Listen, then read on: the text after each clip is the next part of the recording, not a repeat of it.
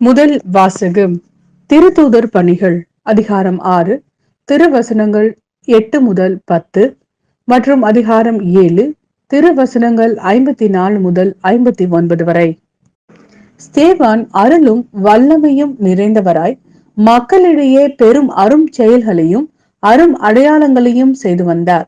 அப்பொழுது உரிமை அடைந்தோர் எனப்படுவோரின் தொழுகை கூடத்தை சேர்ந்த சிலரும் சீரேன் அலெக்சாந்தரியா நகரினரும் சிலிசியா ஆசியா மாநிலத்தவரும் ஸ்தேவானோடு வாதாடத் தொடங்கினர். ஆனால் அவரது ஞானத்தையும் தூய ஆவி வாயிலாக அவர் பேசிய வார்த்தைகளையும் எதிர்த்து நிற்க அவர்களால் இயலவில்லை. இவற்றை கேட்டவர்கள் உள்ளம் கொதித்தெழுந்து அவரை பார்த்து பற்களை நரநரவென கடித்தார்கள். அவரோ தூய ஆவியின் வல்லமையை நிறைவாய் பெற்று வானத்தை ஊற்று நோக்கினார். அப்போது கடவுளின் மாட்சியையும் அவர் வலப்பக்கத்தில் இயேசு நிற்பதையும் கண்டு, இதோ வானம் திறந்திருப்பதையும் மானிட மகன் கடவுளது வலப்பக்கத்தில் நிற்பதையும் காண்கிறேன் என்று கூறினார்.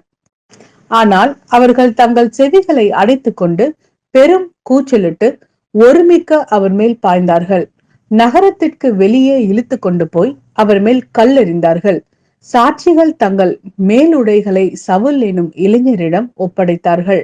அவர்கள் ஸ்தேவான் மீது கல்லெறிந்த போது அவர், ஆண்டவராகிய இயேசுவே, எனது ஆவியை ஏற்றுக்கொள்ளும் என்று வேண்டிக் கொண்டார். மத்தேயு எழுதிய நற்செய்தி அதிகாரம் 10 திருவசனங்கள் 17 முதல் 22 வரை. எச்சரிக்கையாக இருங்கள், ஏனெனில் மனிதர்கள் உங்களை யூத சங்கங்களிடம் ஒப்புவிப்பார்கள். தங்கள் தொழுகை கூடங்களில் உங்களை சாட்டையால் அடிப்பார்கள். என் பொருட்டு ஆளுநர்களிடமும் அரசர்களிடமும் உங்களை இழுத்து செல்வார்கள். இவ்வாறு யூதர்கள் முன்னும் பிறர் இனத்தவர் முன்னும் சான்று பகர்வீர்கள். இப்படி அவர்கள் உங்களை ஒப்புவிக்கும் பொழுது என்ன பேசுவது, எப்படி பேசுவது என நீங்கள் கவலைப்பட வேண்டாம். நீங்கள் என்ன பேச வேண்டும் என்பது அந்நேரத்தில் உங்களுக்கு அருளப்படும். ஏனெனில் பேசுபவர் நீங்கள் அல்ல, மாறாக உங்கள் தந்தையின் ஆவியாரே உங்கள் வழியாய் பேசுவார்.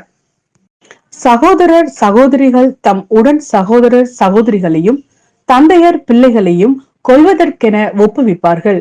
பிள்ளைகள் பெற்றோர்களுக்கு எதிராக எழுந்து அவர்களை கொல்வார்கள். என் பெயரின் பொருட்டு உங்களை எல்லோரும் வெறுப்பர். இறுதி வரை மன உறுதியுடன் இருப்போரே மீட்கப்படுவர்.